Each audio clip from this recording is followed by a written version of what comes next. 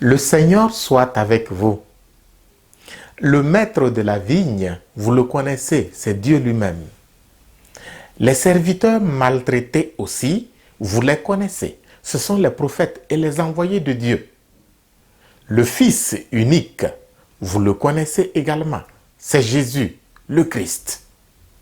Nous pourrions dire que tout cela ne nous concerne pas, puisque nous n'avons maltraité ni les prophètes, ni Jésus.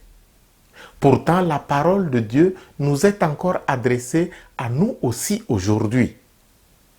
Nous pouvons essayer de mettre à la place des prophètes et de Jésus les pasteurs d'aujourd'hui, prêtres, religieux et religieuses. Mais là encore, ce n'est pas évident que vous soyez comptés parmi ceux qui nous traînent dans la poussière, cherchant par tous les moyens à nous salir et à nous reprocher nos mauvais comportements.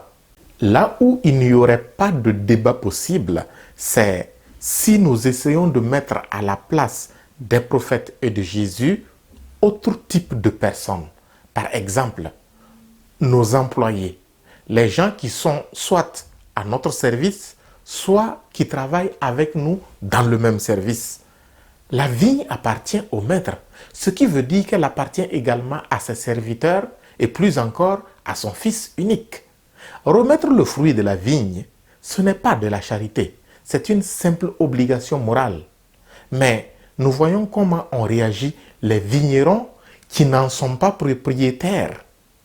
Ils prennent pour eux ce qui ne leur revient pas de droit. Nous aussi, d'une manière ou d'une autre, sommes comme ces vignerons. Si vous retenez sur le salaire de vos employés de l'argent qui leur revient de droit, alors vous êtes comme ces malheureux vignerons.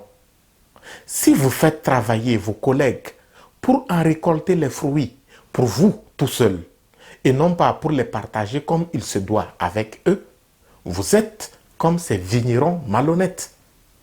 Toutes les fois que vous calculerez, non pas en tenant compte de ce qui est juste, mais en tenant uniquement compte de ce que vous gagnez vous, même sur la sueur et le sang d'un autre, vous serez comparable à ces vignerons malhonnêtes.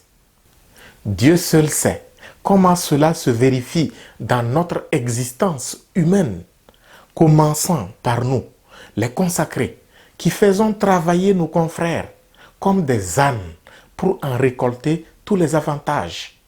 Avantages que nous refusons habilement de partager équitablement avec eux. Et chacun, à son niveau, peut, en âme et conscience, se revisiter et trouver là où il agit pareillement. C'est en réussissant cet exercice que nous comprendrons l'évangile de ce 27e dimanche du temps ordinaire. Seigneur, ne permets jamais que je fleurisse sur les cendres des autres. Amen.